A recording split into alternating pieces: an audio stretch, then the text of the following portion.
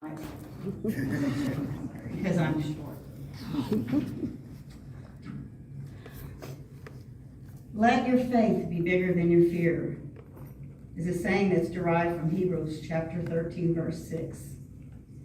It's also the scriptural message that became my inspiration after being diagnosed with breast cancer in October of 2011. Just a year before I turned 60, I noticed a small lump in my right breast. I kept thinking it would magically disappear. However, after a week of mentally wrestling with my concerns, I scheduled a mammogram.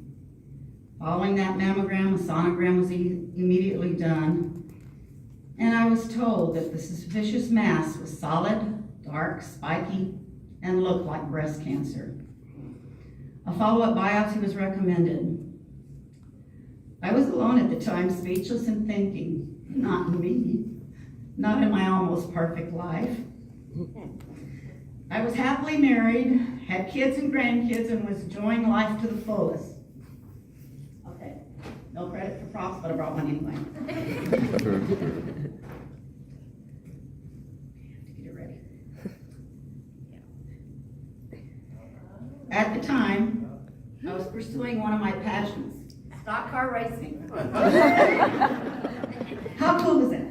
That's cool. My two grandsons called me race car grandma. They still do.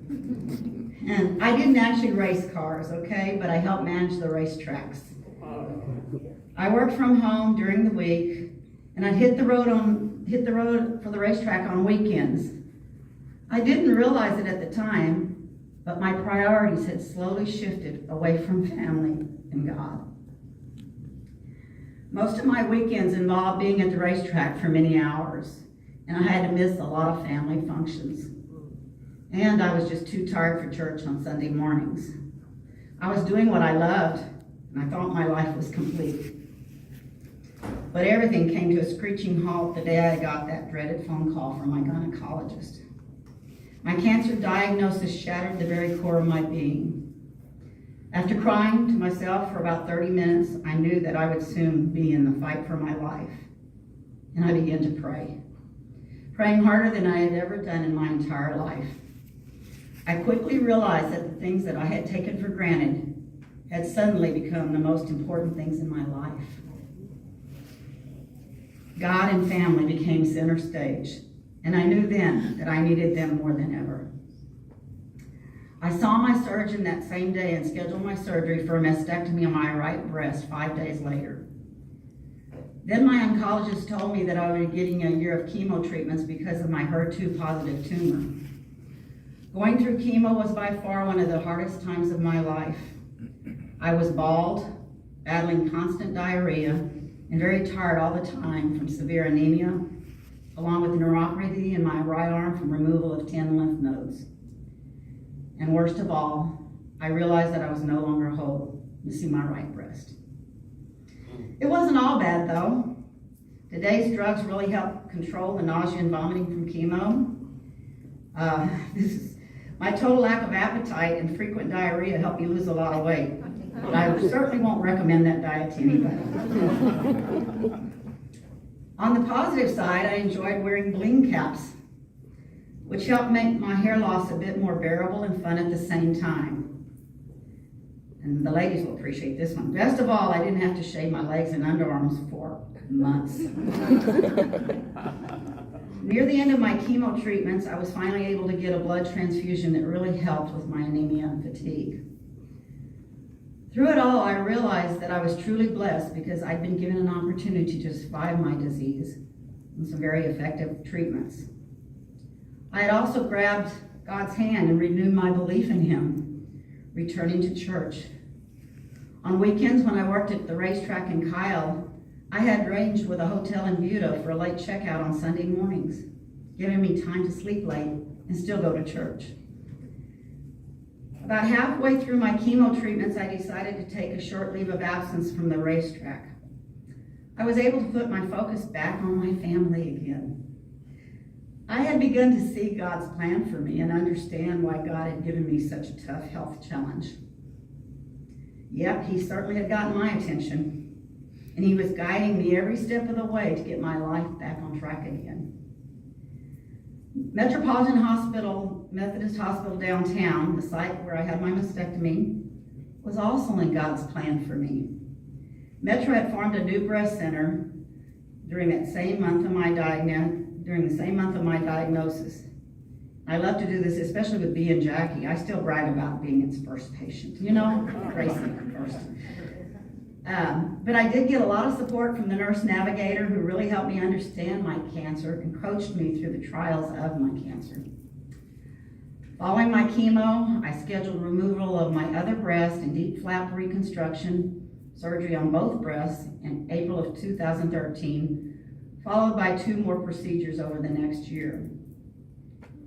Finally, my long, tough journey seemed to be getting better. I felt complete again, and my life was slowly becoming normal again after 2.5 years of procedures, surgeries, and treatments. However, I still had a nagging fear about the possibility of a recurrence. Could I ever go through all of it again if my cancer came back? Well, thanks to my friend over here, Leslie, who got me to an Acts retreat with my church in May of 2014. That's where I found my faith over fear perspective. I learned that God is in control. Sometimes it's hard to see it that way, and I pray I will continue to feel his plan for me in my journey. During that same year, I had a strong calling and made a big decision to pay forward all the support that I had gotten through my breast cancer journey. I felt the need to use my experiences and talents to help other survivors. So in February 2014, I became a Bluebird volunteer in the Metropolitan Methodist Breast Center. And I feel I've been given an amazing opportunity to learn more about my disease while helping others to understand it also. I formed a support group, Metro's Pink Warriors. You've heard about them today. They're still active. Some lovely ladies that I dearly love. I've been able to help over 500 breast cancer patients over the past 9.5 years. And whenever I can, I talk with the survivors about the importance of faith in their journey. I'm also on the breast program leadership team at the hospital, and I attend a bi-weekly conference that continually helps me to expand my knowledge about my disease. I'm happy to say that several of my patients have become my dear friends. Little did they know how fulfilling it is for me to help them to go through their challenge of their breast cancer. We often cry together, laugh together, and pray together. I feel truly blessed to have answered God's call to serve and to know that I've been given an incredible opportunity to help my fellow survivors and make a difference. And I always keep the start of the hospital's mission statement in mind: serving humanity to honor God. Going forward, I hope to remain focused on my faith, my family, Christy, I'm back there with you now, and friends, and my internal drive to make a difference in other people's lives through my work at the hospital. And yes, my life is almost perfect yet again. My husband and I will celebrate our 50th anniversary in March of next year. Woo! Yeah. And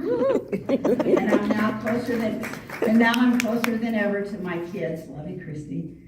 Grandkids, the rest of my family. And Lori. I'm also very active in my church and have formed some truly meaningful friendships there.